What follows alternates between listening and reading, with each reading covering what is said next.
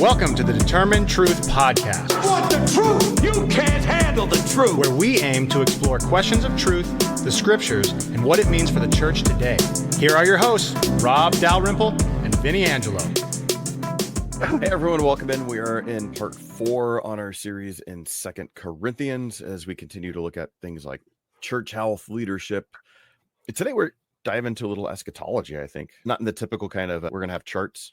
Is that what we're going to do? Charts and yeah, videos? not the dispensational eschatology, Yeah. but We'll get there. Let's see what, on real time today is October the 8th. So yesterday was a memorial type of day. We usually record a week late. Yeah, people will hear this like on the 14th or something like that. Anything you want to touch on? How'd your fantasy football team do this week? Shut up, really? We played each other. Never mind. I'll delete that from the recording. No, I won't. Yeah, I bet you will. Of course, it's the week that Devontae Adams is sitting because he's demanding a trade, and Tyreek Hill doesn't have a quarterback, and Nico Collins gets hurt. At least he scored a touchdown first. But it's rough for me going forward, man. First world problems, Adam, Rob. It's the woman whom you gave me. It's her fault. Well played. Yeah. So no responsibility on your part. Yeah, exactly. But hey, I'm excited for you that you got a win because that's I know it's actually been a rarity this year. So, but I can't hear you. All my championship rings are in my ear. That's what it is. No. Yeah. Nice. Anyway, to the real things in life. To the real thing. And in all honesty, here, let's pause for a second. We did a live stream last night as we're recording this October 8th. On October 7th, of course, that's the 1 year, and I don't like the word anniversary. I just think it's appropriate. No. But the 1 year date marking the day that Hamas terrorists got through the wall and did their acts of terror in Israel. But today, October 8th, is now 1 year from the day that Israel began its assault on Gaza. Mm-hmm. And one of the things I discussed at the beginning of the live stream last night, and that's on our YouTube channel. It'll be found in the playlist, Israel, Gaza, War there. And I think you would enjoy that. We have like 30-something episodes on that playlist there. But one of the things I mentioned was, when this first happened a year ago, Vinny, and I think you and I've talked about this, I immediately went, oh no, this is bad. Not just because of what happened to Israel and obviously in 252 hostages being taken, but I'm thinking, okay, every time Israel responds, it's tenfold worse. And so I wrote a blog that I think came out on October 9th of last year that says, hey, this is going to be really bad. And then you started getting reports on how bad it really was and what Hamas did. We now find out that those reports were actually not completely correct. They didn't cut babies out of mothers' wombs. They didn't put babies in microwaves. They didn't rape any women. All those allegations have been false, even though Kamala Harris referred to the rape allegations in the recent presidential debate. And those things still live, even though we know that they've actually been debunked. But nonetheless, when those reports started coming out, I'm thinking, oh, maybe I should take down my post because maybe I was too harsh. Israel's going to respond tenfold. We need to stop this. We need to find a just peace. Oh, I didn't know how bad it really was. And then I realized, no, I can't do that. Academic intellectual integrity says I said what I said. And now here we are, 42,500 dead. And that's a low number, probably 90,000 plus or more are injured. And that probably is a low number. 17,000 children have been orphaned. 10,000 Israeli soldiers have reported injuries. A third of them have reported mental health problems and mental health trauma. This is, and it's escalating, as Greg Khalil said in live stream number 8 in that series. This is going to escalate, Rob. And a year ago, that sounded like, oh, that's just exaggeration. And sure enough, it's right. And there's just no end in sight for a lot of reasons, as I discussed last night. But one is the powers that be don't want to end this. They have too much to gain and too much to profit by keeping this going. But yet women and children are suffering and innocent people are suffering in Israel and in Palestine and in Gaza. The West Bank is on fire. I'm not sure if I said this last week, but Munther Isaac, a good friend of ours and a pastor at the Lutheran Church in Bethlehem, made a post a week and a half ago, and he said, the West Bank is unlivable. This is the West Bank. He said it's unlivable. And so this is beyond control. And Christians can be pro-Israel if you want. I got a book coming out in about a month that'll discuss that. But even if that's your position, Israel still needs to do justice.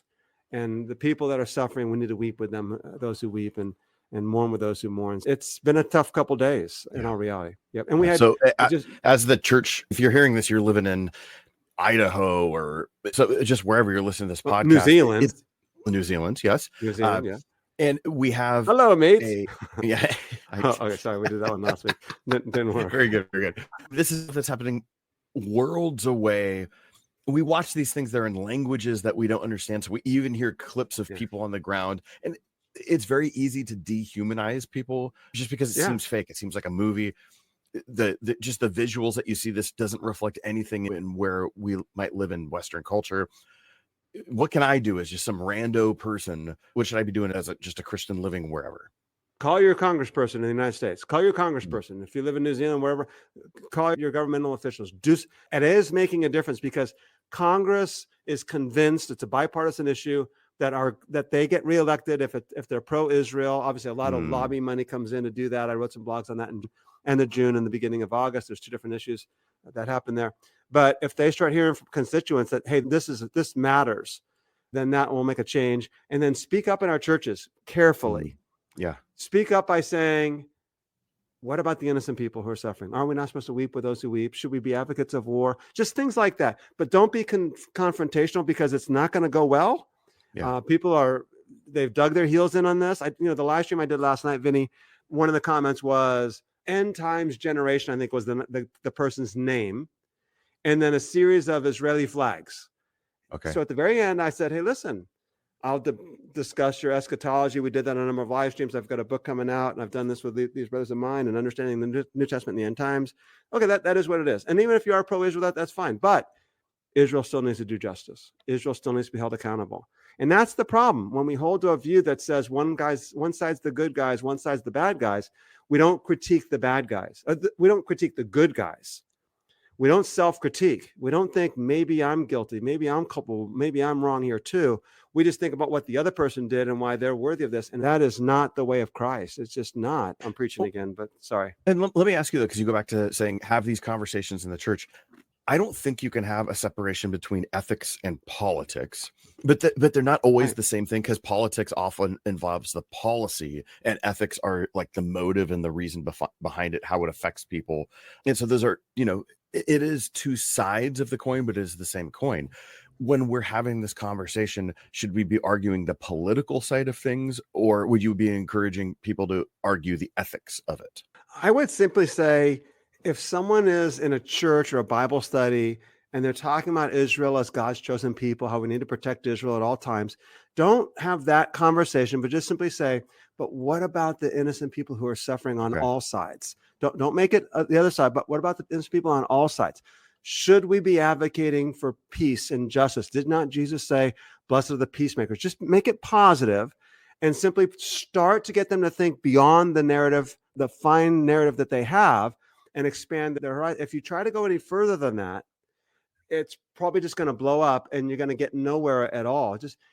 Let's not role play this, but I've just been in enough churches to know that if you make that comment, so you just made that comment, we're in a small group setting, and say I'm someone who's just like extremely pro-Israel, which is, you're just going to find more of that in evangelical churches. Sure. And so if I come back with, hey, Rob, peacemakers, Israel wants to live in peace. Hamas and Palestine and Iran, they're the ones that are wanting to invoke all of this violence. They're the ones who want to obliterate Israel. Israel would gladly live in peace, but they're the ones who are having to defend themselves to do this.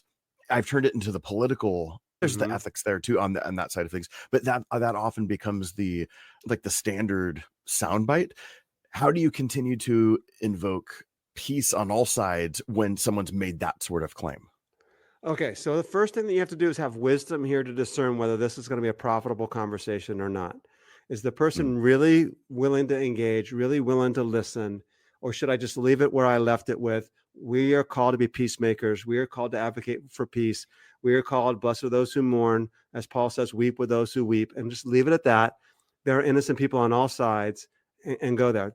What I was about to say before that, and let me just preface your response to your question with this, and that is, go meet people. Go meet Israelis. Go meet Jews. There might not be Israelis in your community, but there certainly are Jews in your community. Go meet Palestinians. There are Arabs in your community, maybe even Palestinians in your community. And if that means going to the mosque and meeting Muslims, because when you meet these people, you realize, wait a minute, the narratives that I've heard all my life about them are not actually true. They're moms and dads and husbands and wives and sons and daughters, just like everybody else. And they do want to live in peace. Go talk with people. So if you're able to respond to the question that you just responded by saying, I know people, I've met people. I started last night by saying, Tony and I have been privileged to have Israelis sleep in our home. We've had Palestinians sleep in our home. We've had Muslims sleep in our home. I've been in Muslim homes in Bethlehem for a week. I've been in Palestinian Christian homes. I've been to dinner with rabbis and done Bible studies. It was crazy, by the way. The book of Genesis, chapter 1, with a rabbi in his home doing a Bible study. We've been to Israeli homes and had breakfast. And so I've met these people, and I tell you that they really do want to live in peace, and they can live in peace. The powers that be are weaving a narrative that says they can't live in peace. So do we believe that narrative? That's one way of going about it, if you know those kind of stories. The second thing, if you really wanted to get into the nuts and bolts of the conversation here, are we ever going to get to 2 Corinthians 6, by the way? Maybe, who knows? This is our third effort. I think we're going to get there, but here we go. Yeah. This is great. But is to simply say that that's the narrative that we're being told.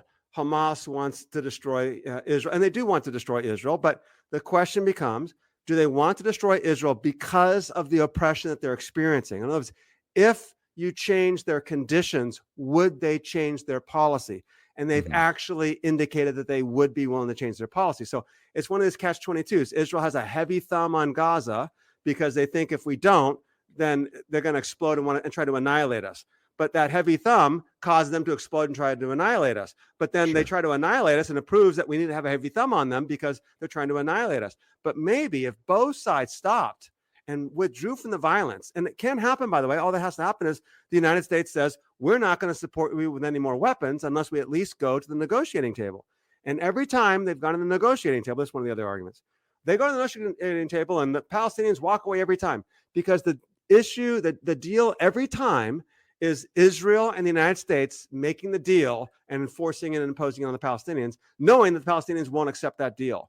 You have to make a deal that both sides have to compromise, and one that works for a just peace for both sides. So that's one part of it there. The second part of it would be, if Israel really wants to live in peace, then why have they increased the number of detainees amongst the Palestinians? The people in Gaza said the Hamas said the two reasons why they attacked on October 7th was, number one, there are 5,000 Palestinians being illegally detained in Israeli prisons, not being charged of a crime. So they're not, I hate to refer to them as prisoners, but they're detainees.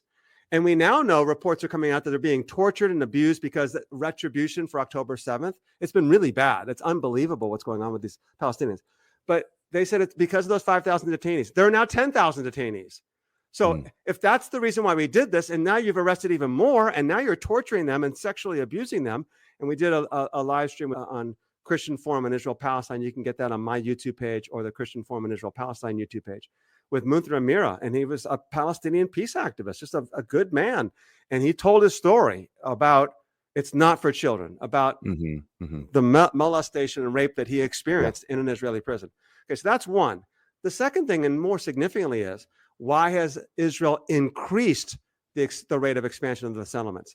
So settlements are Israeli buildings and Israeli citizens moving into the West Bank. So if you want a two-state solution, which is just a farce, it can't happen any longer. If you want a two-state solution, the West Bank becomes Palestinian state, territory, whatever you want to call it. But you can't have a Palestinian state because there are now 750,000 Israelis living there. And what do you do with them? You can't uproot them.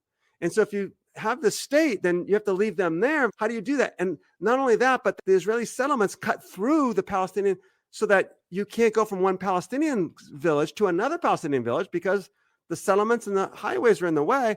You can't have a contiguous Palestinian state because of the settlements. So they've known since the 60s, after the 67 war, they started building settlements 3 months later. Every U.S. president said, stop the settlement building, and they have just increased it. And so the second thing Hamas said is, we are attacking because of Israel's aggression in the West Bank. And all they've done since October 7th is actually expand the rate of settlement increase and expand the taking of land. And they're militarizing. This is why Munthra Isaac says the West Bank is unlivable. They're militarizing radical settlers. Now, not all settlers are radicals, but some of them are. And the radical settlers are ideological settlers who believe this is our land. That's why we live here. One of them is actually a member of the Israeli cabinet.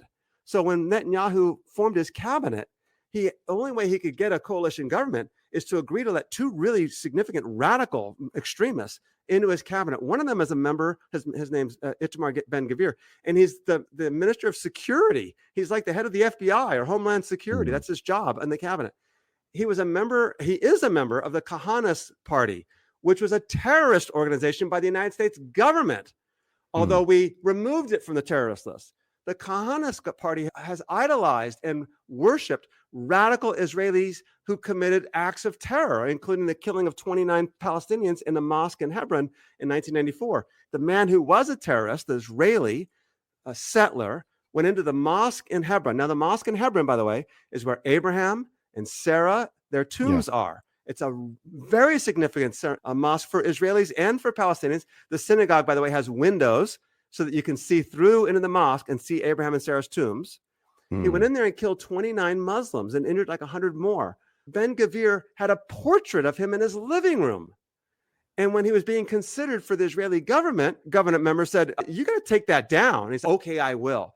So this is a radical settler, ideological terrorist who's now in the cabinet, who's now telling Netanyahu, we need to destroy Gaza. We need to radicalize and take over all the West Bank. That's his belief. That's his theological convictions. And he's in power. And he told Netanyahu, if you stop this war, I'm withdrawing from the cabinet. And that means his government crumbled. So you have all these political things. So I just gave a lot. I don't expect someone to answer that question. I guess I'm speaking to you more. Let me go back to your question initially. If Israel really wanted peace also, they would stop the building of settlements. The fact they continue to expand the settlement enterprise is an indication they're actually not out for peace either. They're out for more land. So I find it hard to say that we have one side that wants peace and the other side that doesn't. We have two sides that neither wants peace. But if peace was imposed on them, they would do it. And I know they would do it because I've been in the homes of these people. They want peace and they can live in peace. And I can tell you more stories, but we've done that on live streams there as well. So that's a great question. I don't know if you want to ask more or talk more, but it's obviously an appropriate day to have this conversation. Hey everyone, we want to thank you for joining us on today's podcast. And we want to remind you that everything we provide at Determined Truth is free of charge. And this even includes all of the teaching that Rob does on a weekly basis to pastors in India and around the world. We don't have any supporters that get special behind the scenes access. But we can only do this with the generous support that comes from those of you who can afford to give. So if you would prayerfully consider supporting us with anything from $5 a month or more, we will continue to work hard to challenge the church to be the church. To give, go to determinedtruth.com and click on the Give tab or follow the link in the show notes. No, I do think it's important stuff. And like you said, it's such a complex, intricate conversation. I think for years, we've been inundated with talking points from the media. And so I've just never heard good dialogues happen around this conversation because it usually just goes to the couple of bullet points that we're told. And it's like we're told to repeat these few type of responses and then no one knows what to do with it because we're just so ignorant on it. And that's where I think policy is important to talk about, but it's that shift to the ethics of it. And that's just something that we're not good at doing, I think, in America in general, is looking at the ethics, because everything is about defending the politics and the policy side of things. And how could we actually have meaningful conversations about ethics? I think we have a massive void of empathy and compassion in our culture at large. And that has definitely been adopted by the church. And rather than the church leading the charge and leading and demonstrating compassion and empathy, which is what I think we should be doing. We should be teaching everyone how to do it. And instead, oftentimes when you see compassion and empathy, it's modeling it from the world. It's like this. Why is it that some of the, and this is more of a popular reference, everyone might not get it. Why is it that TV shows like Ted Lasso, if you've seen that on Apple TV, the show about the soccer coach, that has made a huge impact in society on what compassion and goodness and ethics looks like. By this non-Christian soccer coach from Kansas who's living in England. How come Christians don't make that kind of mark? How come no one's like, man, I want to be like this guy or this guy? It's like we have to find this a TV show, a great TV show. I've enjoyed that show, and it helps me. And how come I have to look at a character like that? Where's the church at in all this? And I just think we lack in that. And it's something where it's, we need to get back to actually just having conversations and leading with compassion and empathy, and not just trying to defend your guy or your person, whoever that might be. And like I said, we're recording this as a Tuesday, and what is today, the 8th. Every Tuesday from now until the next 1, 2, 3, 4, 5 Tuesdays are going to get darker and darker in America. And it's going to climax on November what's my calendar say? November the 5th, when we have an election again. And there's just compassion and empathy gets sucked out of the atmosphere. And the church is just as guilty as allowing those things to be taken from us. And maybe we should just continue having this conversation, Vinnie. So let me go back on one thing, and that is just to reiterate that what we're saying is, or what I'm saying is that we should be advocating for justice and peace. Mm-hmm. And you don't have to go any further with the conversation. Just simply say, Jesus calls us to be peacemakers. Whether you quote Matthew 26:52, everyone who lives by the sword shall die by the sword, and just leave it at that. Mm-hmm. The next thing, of course, becomes the fact that the church is not doing this because we've actually adopted a worldview of violence. And Ben Norquist on the live stream last night talked about this. Obviously, this is my commentary, what we discussed in the book of Revelation. Violence is what the world does. Violence is the way the world operates. Violence is and I discussed this on the webinar that I did last week, as we mentioned that we had this live stream coming up last week. And this is the nature of power. So power in the nature of the world is by violence and by force and by stepping on the little one and taking advantage of the poor and the marginalized. The power in the kingdom of God is through love and sacrifice.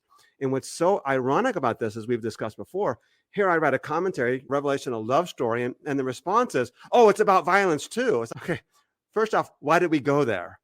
Mm-hmm. Can we not stop and say the Bible's a love story for God so loved the world? Yeah, sure, as we've said many times. I'm not denying that there's violence or that there's justice and that there's wrath at the end of the story. But the whole story is about God's love for his creation and how he calls us to be the agents through which the kingdom of God comes.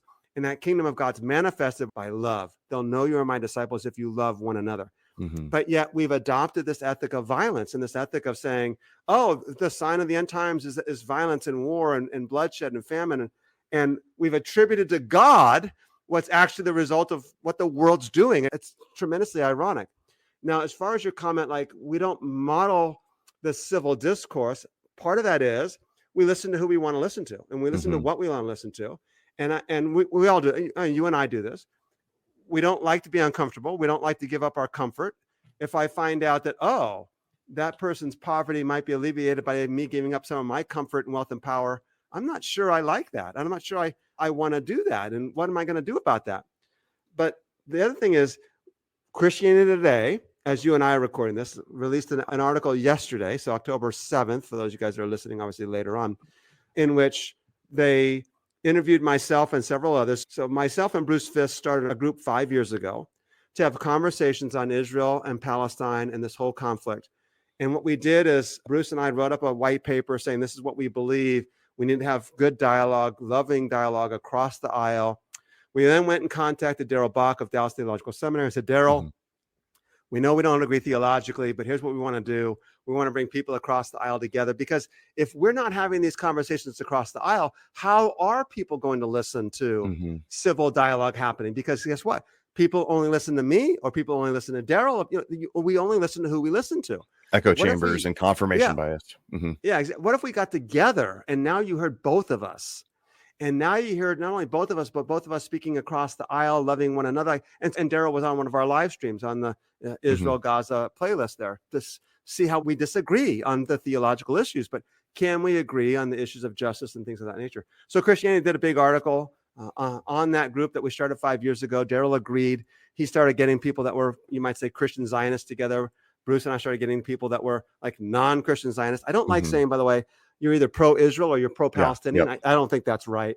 I don't think that's fair. I understand that some people are certainly more pro-Israel because they have this theological conviction that Israel is God's chosen people, or they have a political ideology that's our ally, the America in the Middle East, and we need to protect Israel. So label on that side like pro-Israel, that's fine. That doesn't mean that they're anti-Palestinian, but it does mean that they lean towards being pro-Israel. But just because I don't theologically believe that, and think Israel needs to be held accountable for justice and needs to be defended and anti-Semitism and all that, doesn't make me pro-Palestinian to the extent where I'm anti-Jewish or anti-Semitic. I'm pro both sides and pro-justice and pro-peace. So anyways, so we have these conversations going on. I'll tell you right now, though, and one of the things that we have that I said a little bit in the article, it came out a little bit in the Christianity Today article, was when October 7th happened, the conversations and dialogues between those people in that group exploded. Last October 8th, 9th, 10th, through the early weeks of November, we had email exchanges that took you hours to read an email. It took you a couple of hours to write an email response because it was so thorough and so complicated. And literally, I was spending a half a day or more writing emails or reading emails. And it just simply was very evident after 5 weeks or more of this dialogue that everyone retreated back into their silos. And that was, Israel has a right to defend itself. There's no choice. They have to eliminate Hamas. You can't eliminate Hamas. It's an ideology. You take 17,000, now looking backward, 17,000 orphans, and they're going to become radicalized. Some of them are. This is not a good idea. Israel's going to go way beyond the call of duty. They've decimated almost all of Gaza, all the hospitals, most all of them, all the schools, more than half of the housing. This is not self-defense, but it didn't matter. And it just seemed like, no, we're defending Israel. We're defending Israel. And I recently sent an email to Daryl Buck. I hate Daryl, and he's like, we need a ceasefire. I'm like, that's what we were saying in October. I'm glad you said that now, but we were trying to sound the alarm. So even that dialogue reached a critical point where we just had to stop, because the conflict itself brought up too much emotion and too much there. So I recognize the fact. That's why I said at the beginning of this conversation that we need to be careful about having this conversation in churches and amongst Christians. We need to have them, as what I started with, but you need to be careful. And I wouldn't get into a full long conversation. You and I've gone like 25 minutes or more on this conversation now. I wouldn't do that with somebody else. I would tell them one thing at a time, one story at a time. And the best thing you could do is tell stories. So just go meet people and then go relay those stories and say, yeah, I've met Jews, and I've met the rabbi in the synagogue, and that's just not what they believe. Or I've met Palestinians there. I found some in my neighborhood, and I went to a mosque, and Muslims aren't that way. And I really think that'll help to change the conversation. And that's just hard in conversations in general, just taking it to an extremely practical standpoint and pointing out something that I think all of us recognize. Whether you're having a conversation about politics or religion or an argument with someone about whatever, it's easy to take the rabbit trail of where someone wants to go. So I think about if the Jehovah's Witness comes to your door and you start having the conversation about salvation by faith, by grace through faith, and then they go to works, and then you go to this, and then you go to the Trinity, and then they go to this. And it's really easy to take like all the things, and you've not talked about anything because you're willing to go on whatever rabbit trail. And we do that in every kind of conversation in life. And I think it's just a good practice to say, no, let's stay focused on this one subject. Exactly. And not get sidetracked by all these other, we would call them red herrings. And that's a good point. But they distract us from the main conversation. I think that's your point. And they're meaningful conversations. It's not a bad conversation. And that's the thing. We hear this thing and say, oh, that's a valid point, and I have thoughts on this, so let's go there. The point is, it's like you're going to start do irrigation or something in your backyard, or you're going to start digging up something, and you take one scoop out, and then it's like, oh, I'm going to go over there now. I'm going to go over there now. Instead of that, just actually digging that one hole, you're just going all over the place. And by the end of the day, you actually haven't done any progress in your yard. You've just dug all these little divots all over the place. And that's are you... Go ahead. What? No, you're gonna make fun of me. Go for it. No, I'm like, are you making fun of our ADD here, or what? Was that a personal attack? At least you and I can admit it. Oh yeah, 911. But that's most of us probably have conversational ADD, even though you might not be an ADD person. And it's okay to just say, to sit back and say, hey, what this person said is a good conversation. That's a good, valid point. I have thoughts, but I'm going to let it go. And this is a good thing, but I'm going to let it go. Just stick to the thing, because you could talk about everything and then not talk about anything. Stick to the one thing. What's the point of the conversation? I'm sorry. And in talking about everything, they lose sight of that one point. So let's go back to what we said. What I think we need to do is have these conversations in our churches. What I try to do here in this extensive conversation, and what we're trying to do, is to give you more information than you need, not to arm you to go have a conversation with other people and say everything we just said, but stick to one thing. Jesus calls us to be peacemakers. What does that look like? Jesus calls us to weep with those who weep. What does that look like? Or to mourn with those who mourn. What does that look like? Paul says to weep with those who weep. And just stop and just let that sit. Because if you try to go down all these other avenues, oh, but Israel wants to live in peace, but that won't happen. Just let that go for a little while. Come back to that conversation next week and just simply say, okay, hey, maybe that's true, but what does it look like to that child? That child is Israeli or that child is Palestinian. What does that look like? What does that mean for them? Is there a way for peace? Lots of conflicts have ended with peace, ended with a resolution with two sides, the Hatfields and the McCoys. I don't know, is that one solved or not? But with them ultimately saying, okay, let's move on. This was our grandparents' things, and we now see beyond that.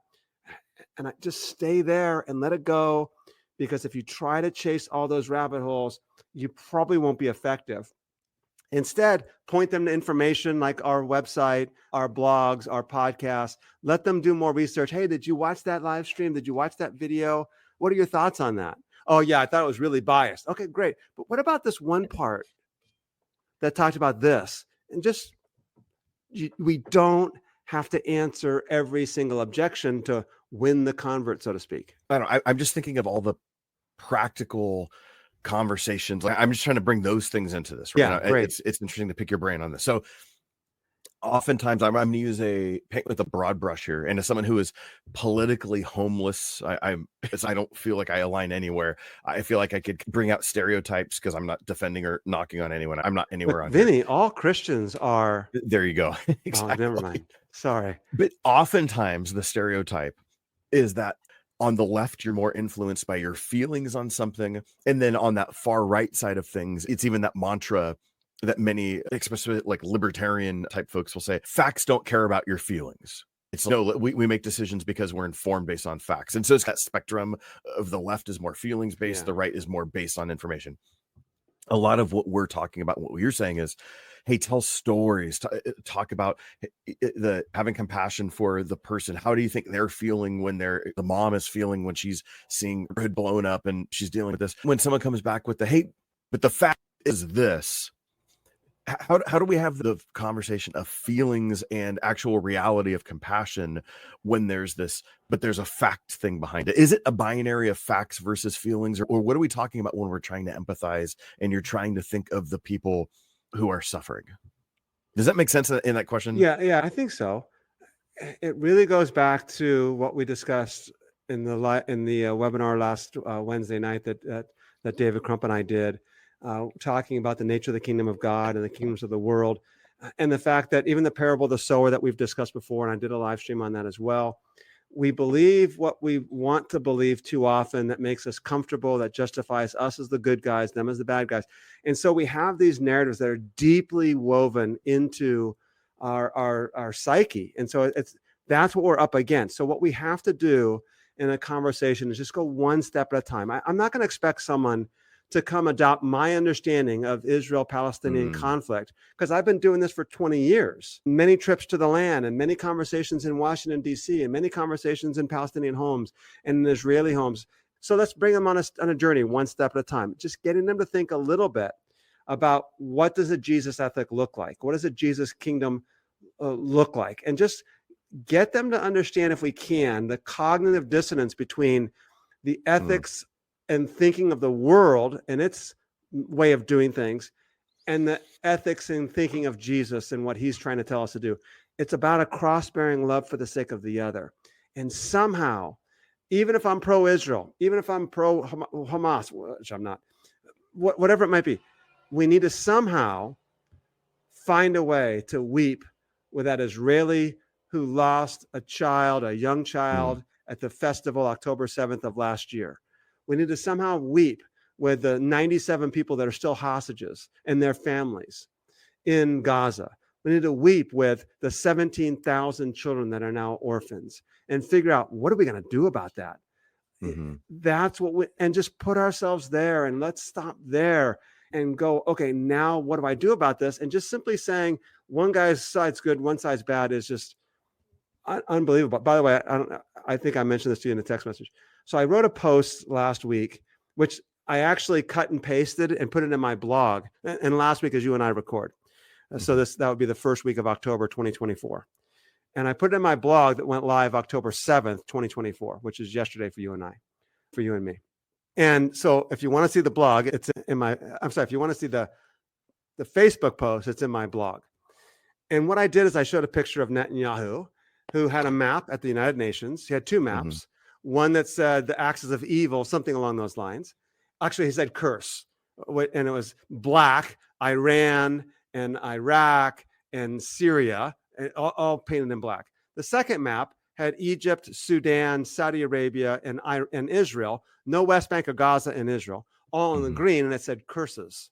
And of course, that's the blessings and the curses. He's saying this is what the law is about, the blessings and the curses, which is what 2 Corinthians 6 is going to get us to, which we'll do on our next episode, by the way. And I made 2 points. I said, I understand, but I don't think we should take our scriptural interpretation, our hermeneutics, from a secular leader. He's a prime minister, Yeah. but he's not even a religious Jew. He's a secular No. Jew. I said, and secondly, when we make one side good and one side bad, and we dehumanize the other and demonize one side, it simply justifies atrocious acts against them. I don't think this is good. And then I wrote at the bottom, civil discourse is welcome below. Okay. So the very first person to post was like, Mhm. look, it's really obvious Israel's the good and Yep, Iran's yep. the bad. Yep, it is saw black that. and white. And I'm like, it's not that simple. What's interesting is Facebook removed the post. I got censored. Mhm. And I responded, I don't think you understand. I didn't say anything bad. It was simply, I don't think as Christians we should take our theology and our understanding of scripture from a secular prime minister, and we shouldn't dehumanize one side over the other. I didn't say anything about Netanyahu as an evil man. I didn't say anything about the Jewish people as evil. I didn't. Hamas is good. Anyways, I went to Facebook and said, hey, I object. I think you misread it. We'll see what they come back and say. And as I was clicking close, I think I saw a window and I closed it too quickly. They said I had 3 posts removed. And I'm like, but I clicked it too quickly. And I'm like, oh, dang, did that say that or not? And I couldn't find them or whatever. But it's like, yeah, being censored here for these things. But that goes back to the point then again, we can't be dehumanizing. We just need to be reflecting the gospel of Jesus. This is the way the world does it. And we need to find a way to change, and it's going to be uncomfortable, but that's what cross-bearing love is all about. So this is good. Like I said, this started off as continuing 2 Corinthians, haven't gotten there, but this is good because I think it is bringing in some of the application of what we've tried to be getting at over the last number of weeks in this study on 2 Corinthians. So as we contextualize it to a situation like what's been happening over the last year with Israel, Gaza, which is its own thing, but then how do you have conversations about that? Yeah. So I don't know, maybe we could wrap up talking about some different ways. We've already talked about different ways to engage it, but even just some more practical things, like how do we want to equip our listeners to just have any kind of difficult conversation? What are core principles? Because this isn't about let's learn how to talk about this situation. It's let's learn how to deal with difficult situations in life. Because guess what? Even if this becomes resolved today, we're going to have another thing. Like, this is going to last 3 generations because of the trauma anyways. Sure. Yeah. But there's always going to be more things that are going to pop up. Absolutely. So what are the core things that we're trying to encourage the church with when it comes to difficult conversations? And we could even just start with geopolitical stuff. We're not even talking about what do you do when your pastor you have a senior pastor transition, and guess what? The new guy isn't dispensational and the old guy was, or the new guy is a Calvinist and the old guy was an Arminian. Like, those are things in and of itself that you got to learn how to deal with. We're just talking about how do you deal with all the stuff that the world is teaching us how to behave, and how should the church ought to be. So what are just those core principles in terms of conversation that supersede and transcend Israel, Gaza? And maybe I'll think later on and come up with something else on the list. Let me preface the response by saying, by the way, this is very related to 2 Corinthians 6 and 7, because the whole idea of 2 Corinthians 6 is you are the temple of God. And what does that mean? And we need to live that out. Therefore, be holy. This is what because we're ambassadors. We're ambassadors. Exactly. It's all of this what we're That's at chapter right 5. Absolutely. Yeah, exactly. So this is very relevant to that conversation and application there. The next thing I would simply say is I wrote a book called Land of Contention that should be coming out. I actually got it back from the editor yesterday, so I need to go through my edits, and then I'll go through 1 or 2 more stages of edit. So I'm hoping in the next 6 to 8 weeks, because it is a rush publication.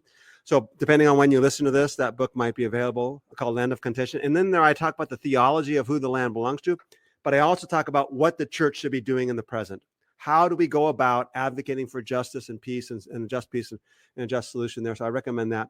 The other thing is I'm going to do a series of live streams, maybe November, December, sometime after the election season. It might be the 1st of January, 2025, but somewhere in the fall. And if you go to our YouTube page and subscribe, you'll be automatically notified. And those live streams are going to be on what is the Christian worldview and how does it work? And we're going to be really answering this question in full. I'm going to make them 30 to 35-minute episodes, maybe every 2 weeks, so there won't be too much content that you can't keep up with it. And I'm even thinking about making it so that Bible study groups can meet to discuss these things. Hey, here's 20, 30 minutes of me talking. Here's some questions. Here's some passages. Now go at it as a Bible study group there. And I think that will frame a larger answer to what your questions are. But in terms of your questions in specific, I'd simply say a number of things. Number 1, be humble. And that being humble when you're approaching these conversations means admit that our own mistakes, admit that I've made mistakes. Admit that I was wrong here, or admit that I could be wrong in this conversation here as well. Number two, be respectful.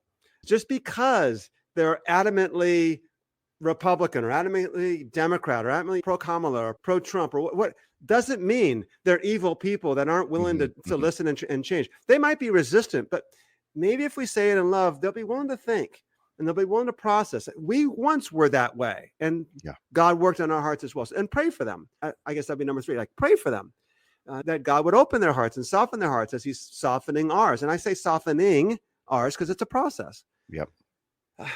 Fourth will be what we said before, and that is don't give too much. Don't vomit on people because they don't know what to do with that. It's like, you just made a mess. I don't know what to do with this mess.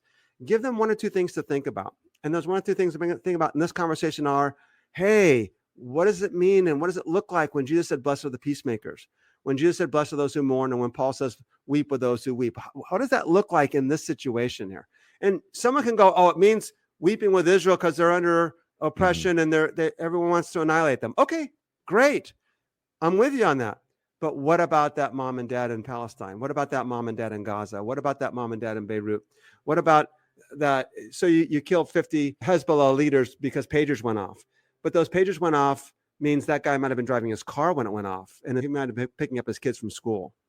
You bombed Nasrallah, the head of Hezbollah, and you killed him. Great.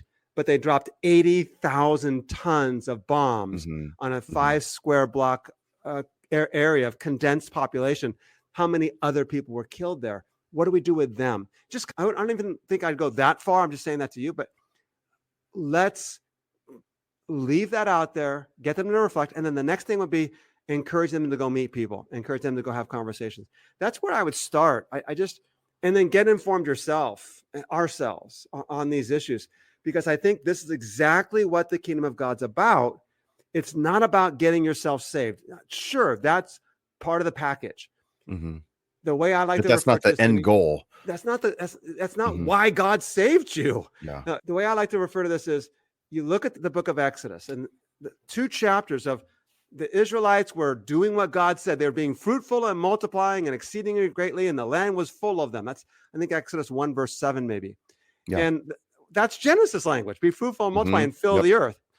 They were simply doing what the creation mandate said. And because of that, Pharaoh said they're becoming too numerous. And Pharaoh thought they were a threat. And then Pharaoh oppresses them in the stories of Exodus 1 and Exodus 2. It gets really bad. Interestingly, God never appears in the first 2 chapters of the book of Exodus until verse 23. And then it says, and God heard the cries and the groanings of the people of Israel. And God answered their cry. And then the next chapter is, hey, Moses, come here. And what we said before is when God goes to do justice, he calls his people to be the means through which he does it. So it's not just that we're saved to be saved. We're saved to be his image bearers. We're saved to rule over his creation as Adam and Eve were called to rule, as Jesus is the king of his kingdom. And his kingdom operates by different rules and by different functions. It's a kingdom of love, of sacrifice, and surrender for the sake of others. And that's how we bring justice to the world. If you have 2 garments, give to the one who has none. The one who has food, give to the one who has none. Do the same also. Sacrificing our own power, our own comfort, our own security for the sake of the one who has none. That's radical. And I think the more we understand that, the more of a crisis we have, because we start realizing, oh, wait a minute. But I think it begins to give us a better perspective of, I don't know if I trust that information there. I don't know if I believe that over there. I think I see it this way through a Jesus lens. And so I don't know. Any thoughts you have on that? Well, yeah, because there's 2 ways of looking at what you're saying. And I think a lot of people listening to this might be hearing it. Oh, this is the wisdom we use towards the outside, which is true. Yes. But it's also equally important to say, how do I apply this wisdom to the church and with my brothers and sisters who I share the Lord's Supper with? Right. And this is one of those things where we need to be deliberate in how we have these conversations with one another, the people who you meet with weekly and gather weekly with. This is it. If you have an issue with your brother, don't go to the communion table, go resolve that. Exactly. First, Matthew right? 5. Exactly. Yeah. And so how are we actually doing that when it comes to these sort of geopolitical conversations? I mean, think back to COVID and how polarized we were. We were only for a period of time. It seems like everyone was only interacting on social media. Raise your hand right now. Everyone's driving in their car, listening to this or running. Raise your hand if you lost friends over social media because of political stuff, because someone blocked family members, right? All these things. Yeah. And I'm saying there are times where it's okay, dude, like nasty stuff came out on the other side. Whoa, I need to put up a boundary. I need to put up a wall. Those things are legit. I'm not chastising anyone for doing that. But as far as it depends on you, make peace with all. Exactly. How many times are you going into the conversation and you're actually going and digging in? You're willing to uproot relationships and friendships over something. And it could be like, you could have good reasons for why you believe what you believe. You could be well informed. This has nothing to do with who is the smarter, who is the more informed person. But at the end of the day, is it worth it to blow up that relationship? And how are you modeling the conviction you have when you're engaging with, especially another brother and sister in the church? How are you modeling those things when you're just willing to say, okay, I'm done with you then, and blowing up the relationship? And especially, and I'll say this as well, once again, generalizing political views. If you're someone who is anti-cancel culture, especially if you're on the right, how often do you cancel someone because they don't believe what you believe? Like, everyone does this sort of thing, right? It's just, there's different labels that are applied to it. They're so narrow-minded, they won't listen to anyone. I'm done with them. I'm done with them. Yeah, exactly. Blocked, unfriend. It's just so important. You got to start in the church. You got to be able to say, hey, this is Galatians 1 stuff. How often are we adding to the gospel? And we oftentimes do that, even though we don't use that language. We add to the gospel by adding political things on the left and on the right. If you don't, how could someone be a Christian and vote for, and then fill in Trump? How could you be a Christian and vote for Harris? I hear both those statements on a regular basis because my friend pool is fairly diverse. And the thing is, like, that's not a Christian statement in and of itself. You can't hold to that. That's adding to the gospel. And so we just need to be very careful, especially in the next number of Tuesdays as we ramp up to election season. Then it's going to get a whole bunch of weird stuff for a number of weeks until you get to the inauguration. Like, we have these seasons that are coming up. And I think that the church ought to be aware of these sorts of things, just as if you were a football player, and I'll use a sports analogy, which homiletics teachers always tell you, never use sports analogies in mixed settings, because not everyone, especially women, aren't always going to engage with that. But if I'm a football player and I know that training camp is coming up, training camp is the thing you do before the season starts. You're going to get ready for that, right? You don't just be like, oh, I've been doing nothing for 5 months. Now I'm going to start training camp. I'm going to start running then. No, you get prepared for training camp. You get prepared for games. Christians need to be doing the same thing right now, saying, okay, I'm in a crappy season because our world is going to make it crappy. We need to be extra deliberate about these things. And then guess what? Once that election happens, it's going to get nasty until the inauguration happens. And then it gets nasty in a different sort of way. And how are we prepared for that? And how are we living differently than everyone else? Or are we just getting sucked up into all the other stuff?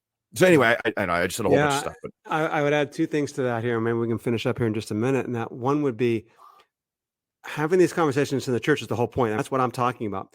We got to remember the scriptures were written to the people of God. They weren't written to Rome, and as if it's Caesar who's going to read it. It's the church in Rome.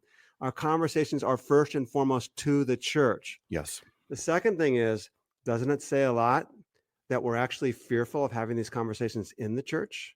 Because of the way we're going to be treated, or the way we're going to be listened to, or ousted, or outed, or I think it says that we have bought, to some extent, and I'm not saying this lie or that lie, I'm just saying I think we've bought the lie. We've listened to the serpent. And what we've done is we've made this for our own gain, our own benefit, our own comfort, our own security, by demonizing the other. And I think it's hard to have these conversations because people don't even want to listen. And wow, what does that say about God's people? So yeah, I'd leave it at that. Yeah. Very good. Cool. Well, hey, let's just do this from now on. Let's not have notes and just free form it. Oh, I had notes. I scripted everything we said. Oh, really? Okay, that's what one. Yeah. I wrote it all before. I knew you were going to go here. I'm a prophet. Remember? Yeah, I'm not. Nor am I the son of a prophet. No, very your good. Father is the devil, and you do what the devil. Oh, no, never mind. That was nice. Wrong verse. Sorry. Wrong nice. verse. Nice. Yeah. So next week, hopefully, the plan is to actually get into 2 Corinthians. But like you said, there's so much application. Yeah, chapter 6. Fourth effort. The fourth time's the charm. But I think we've had good episodes, and the point is, I think so. we need to learn how to actually live the Jesus ethic in the church, and I think these are great case studies to do that in real time. Amen. And if you like these episodes, share them with others. Like the episode, make comments. All that stuff helps the algorithms. As Vinny's been saying for weeks and weeks, let everybody know we want to get this to more than 100,000 subscribers. Minimum. And because Vinny and I want to be famous people. That's why we want to do that. Yeah, we can only get the endorsements if we have 100K subscribers. And so it's all about... We want to walk down the street and some... be able to tell people, no autographs today. Sorry. Not today. Don't look me in the grocery store and have to wear a wig because, exactly. Sunglasses and all that. Yeah. I was going to say that the great opportunity, share an episode like this on your social media account and invite your friends to comment on it. Yeah. And say, how are you engaging, especially when you get activated and triggered? Like, those are the ways to practice this sort of thing. How can you have a conversation on this sort of polarizing topic and do it in a Jesus way? Amen. And it's not even about, we'll just say this, it's not even about you and your Christian friend who are engaging. What about all your non-Christian friends who are watching how you're engaging? And what is that teaching them? Anyway, Rob, I'll see you next week. And maybe we'll talk about 2 Corinthians. Absolutely. All right, man. We'll catch you next week. Thanks, everyone, for listening. We'll see you guys later. I want to thank you for joining us on today's podcast. And we would love for you to share the work of Determined Truth with others. Please follow this podcast and give a review on iTunes, Spotify, or wherever you get your podcasts. Your review will go a long way towards helping others find this podcast. Then share it with others so that we can get the word of the gospel of the kingdom to more people.